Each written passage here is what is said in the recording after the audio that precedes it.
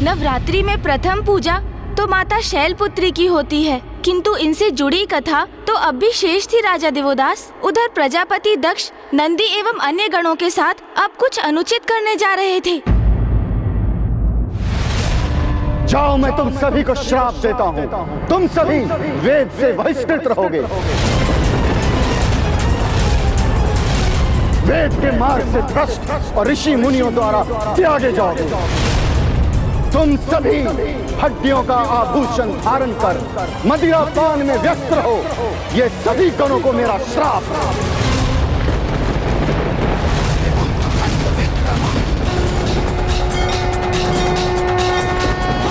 ये तीव्र वायु प्रवाह, ये प्रचंड ध्वनि, ऐसा अंधकार, ये सब क्या हो रहा है?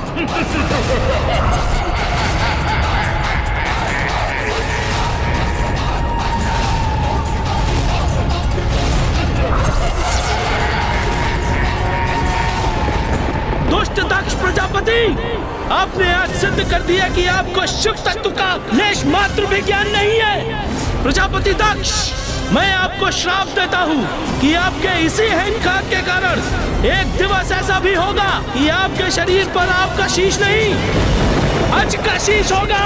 अज का शीश होगा। अज का शीश होगा। अज का शीश होगा। अज का शीश होगा।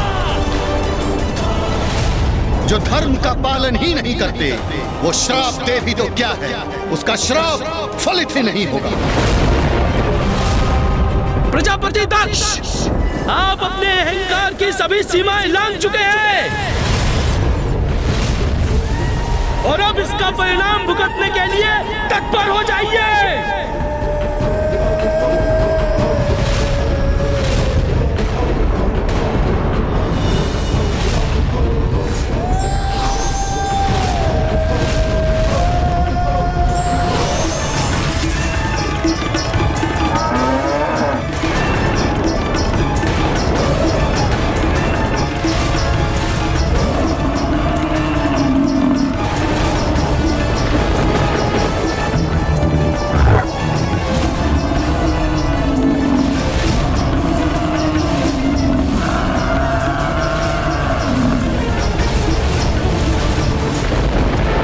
नंदी, नंदी, नंदी,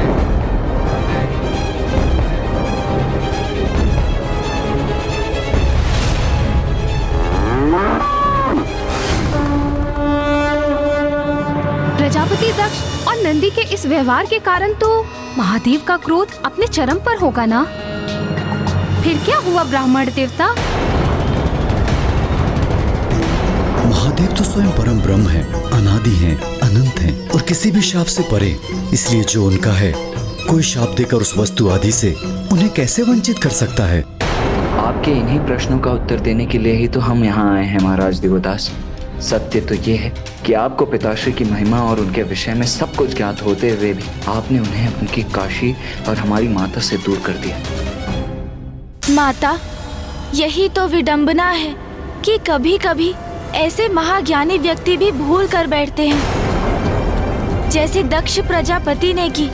स्वयं परम ज्ञानी होते हुए भी दंभ और अहंकार के मद में उन्हें सर्वोच्च होने की भ्रांति हो गई थी और उन्होंने तो ये भी मान लिया था कि वो तो ईश्वर से भी ऊंचे पद पर स्थापित है।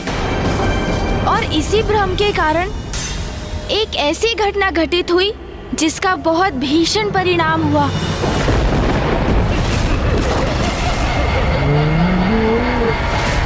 शांत हो जाओ सभी।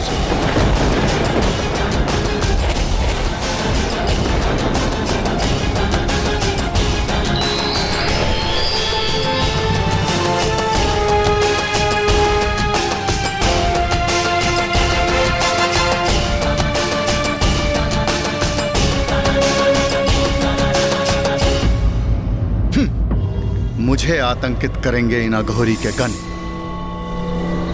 महादेव ने गणों को रोककर उचित ही किया। नंदे, तुम तो परम ज्ञानी हो, इसलिए तुम्हें तो अपने क्रोध पर नियंत्रण रखना चाहिए, अन्यथा तुम्हारे ज्ञान का क्या लाभ? प्रभु, प्रजापति दक्ष अपनी सभी सीमाएं लांघ चुके थे। इसलिए मैं उत्तेजित हो गया। इन्होंने तो इतना दुस्साहस कर दिया कि आपको भी है। उन्होंने मुझे श्राप दिया।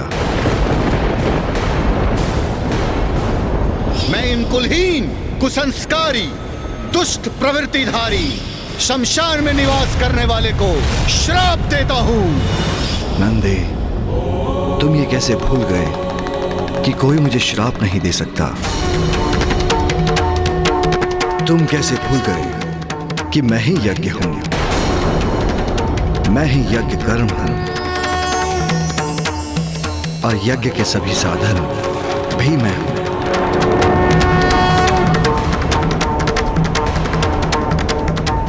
यज्ञ की आत्मा भी मैं हूं, यज्ञ प्राण यजमान भी मैं हूं।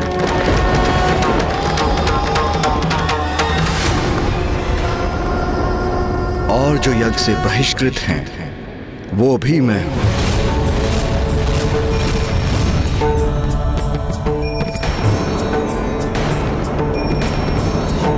फिर ये कौन?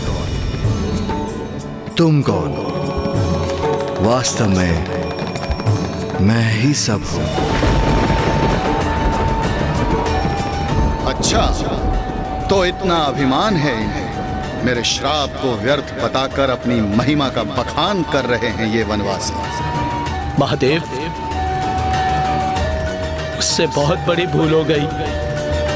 मुझे क्षमा कर दीजिए प्रभु।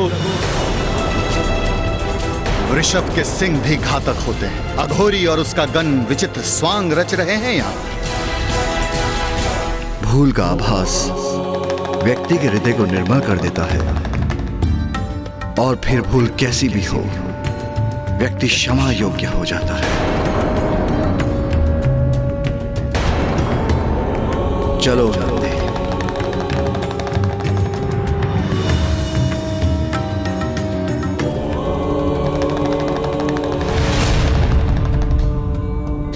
अद्भुत। महादेव ने क्रोधित हुए बिना संसार का सबसे गुण रहस्य इतने सरल शब्दों में समझा दिया। तो क्या प्रजापति दक्ष उनके संदेश को समझ सके? नहीं माता, कुछ नहीं समझे। क्योंकि प्रजापति दक्ष तो अहंकार में इतने डूबे थे कि वो तो महादेव के समझाने के बाद भी नहीं समझ सके कि महादेव तो परम ब्रह्म है। वो तो मात्र उन्हें अपना जामाता मान बैठे थे, जिनसे वो अत्यंत क्रोधित थे, और अपने शाप को सत्य में परिवर्तित करने हेतु उन्होंने एक महायज्ञ का आयोजन किया, जिसमें समस्त देवता, ब्रह्मदेव और नारायण आमंत्रित थे। किंतु उन्होंने अपनी पुत्री देवी सती और उनके पति देव महादेव को निमंत्रण नहीं भेजा। किंतु महादेव के मना करने पर भी माता सती अपने पिता दक्ष प्रजापति के यज्ञ में प्रस्तुत हो गईं। और वहां जाकर उन्होंने देखा कि वहां महादेव के लिए तो कोई स्थान ही नहीं था। और जब उन्होंने अपने पिता से इस पर प्रश्न किया तो प्रजापति दक्ष ने महादेव का घोर अपमान किया। जिसे सदैव भूत प्रेत पिशाचों से घिरे रहना प्रिय हो, वो मंगलकारी कैसे हो सकता है?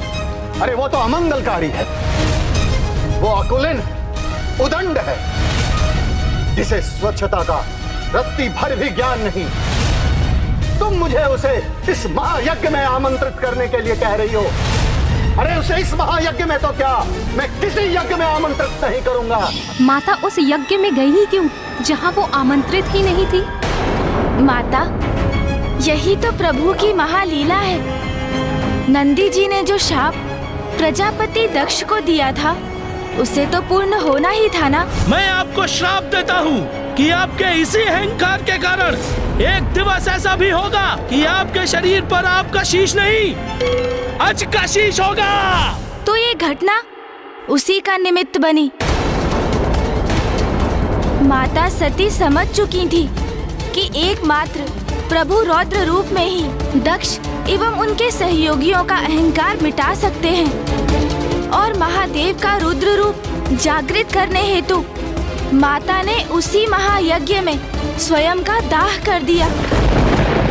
हे हे योगाग्नि, प्रकट हुई और अपने में समा के भस्म कर दीजिए मुझे।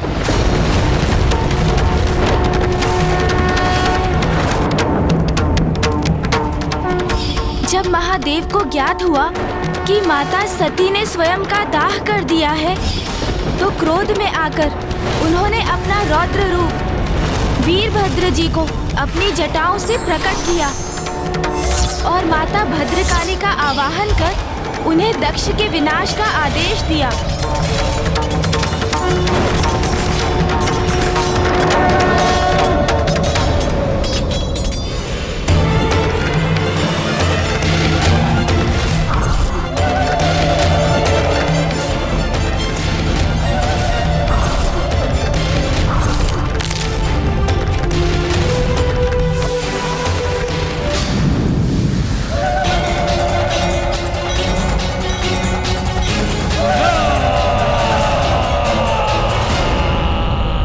वहां अपनी संहार लीला के उपरांत वीरभद्र और माता भद्रकाली ने दक्ष प्रजापति के राजभवन से प्रस्थान कर दिया।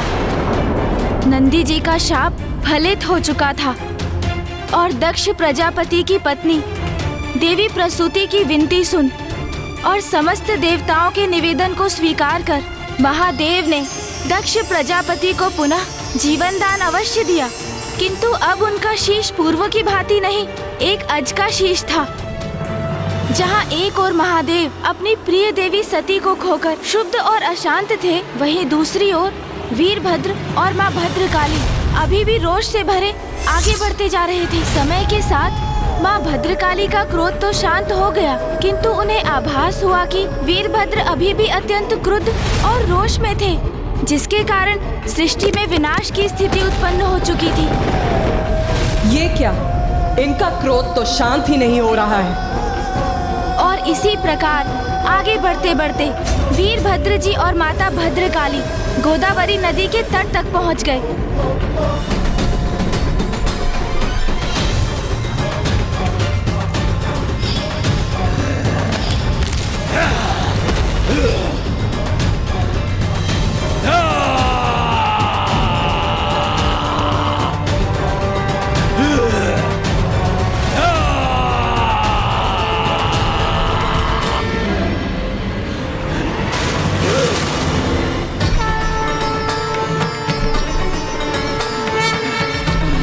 देवी सती के देहावसान के पश्चात महादेव से उनके विलग होने के कारण ही वीरभद्र जी अत्यंत शांत और कुपित हो उठे थे और रोष से भरकर उनका अशांत मन सृष्टि में चारों ओर प्रलय मचा रहा था।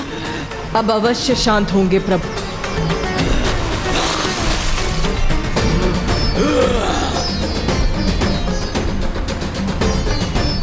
व्यर्थ है ये मेरा प्रयास, रक्त रंजित है मेरा तन, क्रोधित है मेरा मन, और वो ऐसे शांत नहीं होगा।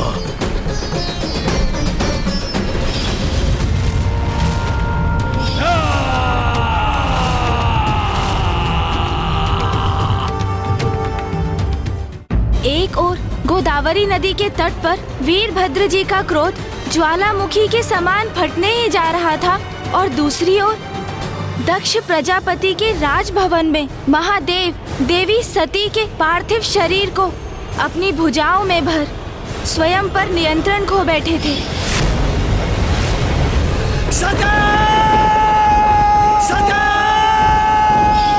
और उसके उपरांत आरंभ हुआ विनाश का तांडव। एक और वीरभद्र जी का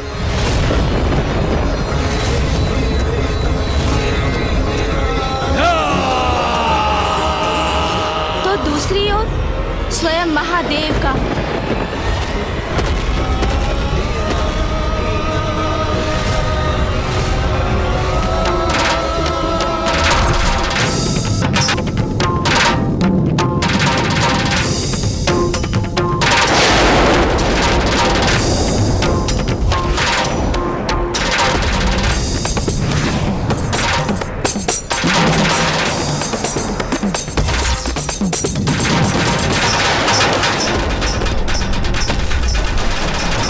वीरभद्र जी और महादेव के तांडव से सृष्टि में सर्वनाश की स्थिति उत्पन्न हो गई थी और माता भद्रकाली को ज्ञात था कि वीरभद्र जी का तांडव रोकने के लिए उन्हें ही कुछ करना होगा।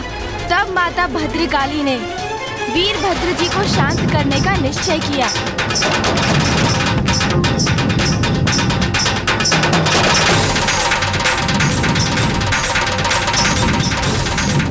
प्रभु के आवेश से उत्पन्न ऊर्जा तो मुझे उन तक पहुंचने भी नहीं दे रही है और उन्हें तो जैसे मेरे होने का आभास भी नहीं। किंतु मुझे उन्हें शांत करना ही होगा, उन तक पहुंचना ही होगा मुझे।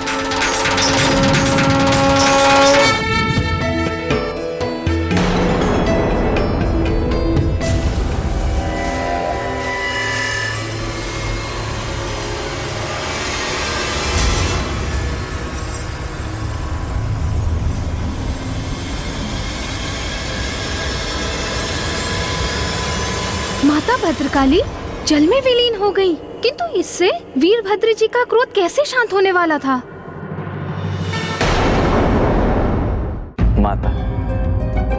माता भद्रकाली जब पुनः जल से बाहर आई तो वो अपने मूल रूप से भिन्न रूप में थी। अर्थात ब्राह्मण देवता, क्या था उनका रूप?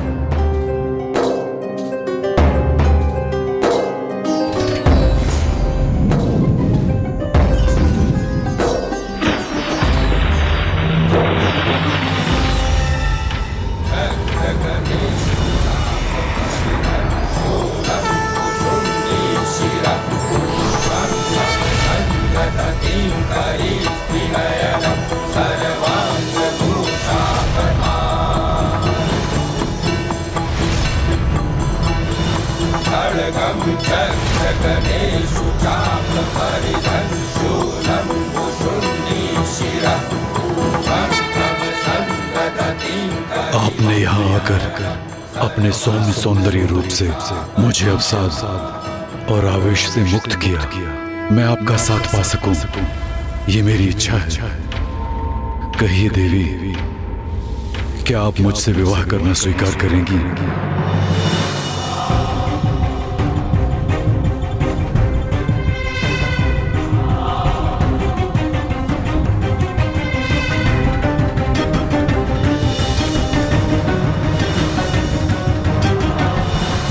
नहीं।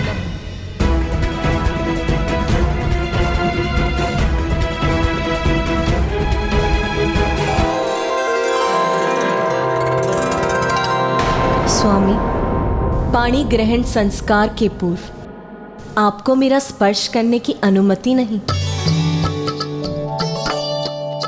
अर्थात माता वीरभद्र जी से विवाह के लिए तैयार हो गईं।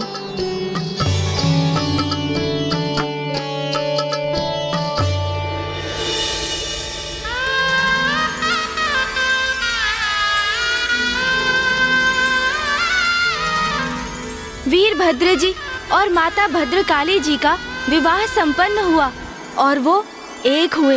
इस प्रकार माँ भद्रकाली ने क्रोधित एवं शुद्ध वीरभद्र जी का क्रोध पूर्णतः शांत कर दिया। और महादेव को कौन शांत करने वाला था? और उनका तांडव कौन रोकने वाला था?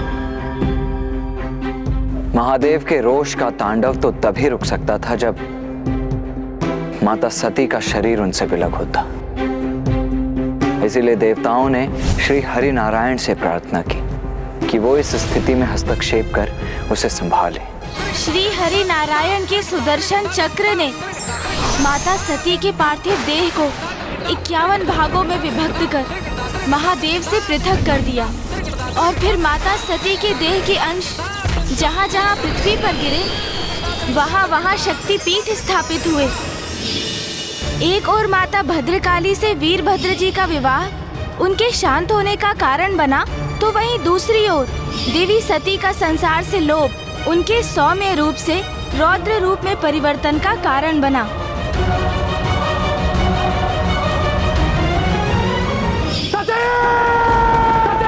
माता सती के देह से विलग हो जाने से भी महादेव सामान्य नहीं थे। वो तो संसार से विरक्त होकर गहन समाधि में प्रवेश कर चुके थे, जो सृष्टि के हित में नहीं था। क्योंकि संसार के हित के लिए महादेव और माता आदि शक्ति का एक साथ रहना तो अनिवार्य है, तभी सृष्टि का संतुलन स्थापित रहता है। महादेव और माता शक्ति विलग होते हैं तो संसार का ह्रास होने लगता है। महादेव और माता आदि शक्ति यदि विलग होते हैं तो पाप और बुराई अपने पैर पसारने लगते हैं।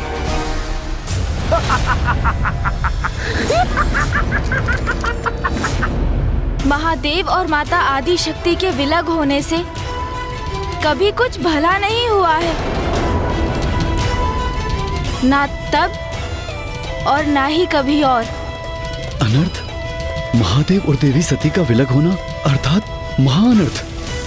आप भी तो उनके विलग होने का एक कारण है राजा देवोदास।